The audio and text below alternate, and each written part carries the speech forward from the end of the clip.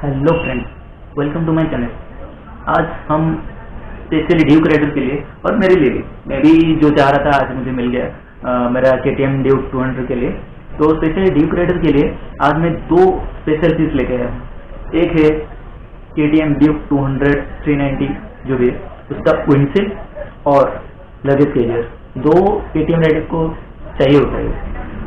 तो मैंने पहले मेरा बड़ा वाला विंडशील्ड लगाया था HZS का, नहीं सर SZS का विंडशील्ड लगाया था, तो थोड़ा अच्छा नहीं लग रहा था। तो मैं इसको आज चेंज करने वाला हूँ और आज मैं ये लेके आया हूँ आपके लिए। तो आपने देखा होगा ये विंडशील्ड, ये KTM के लिए है 200 के लिए, और इसका प्राइस आपको मैं पहले बता देता हूँ क्योंकि आपको कोई प्रॉब्लम नहीं होगा।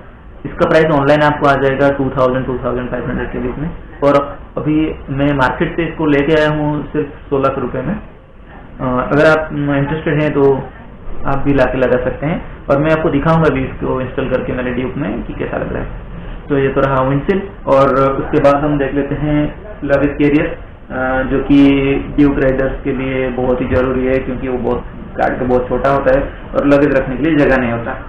तो ये देख लो मैं जो खरीदा हूँ लगेज कैरियर मेरे ड्यूक के लिए, ये भी अच्छा है, मुझे चाहिए था और मुझे मिल गया। थोड़ा चीप प्राइस है, इसका प्राइस अराउंड आपको 2000 रुपये में आ जाएगा। थोड़ा अच्छा क्वालिटी का होता तो 5-6 हज़ार में आ जाता, पर मुझे इतना कॉस्टली नहीं चाहिए था, ये ठीक रहेगा। मैं ज़्यादा वो टॉप बैग वो तो नहीं डालता हूँ उसमें पीछे, पर मेरे बैग कैरी बैग से कुछ आ जाएगा पीछे।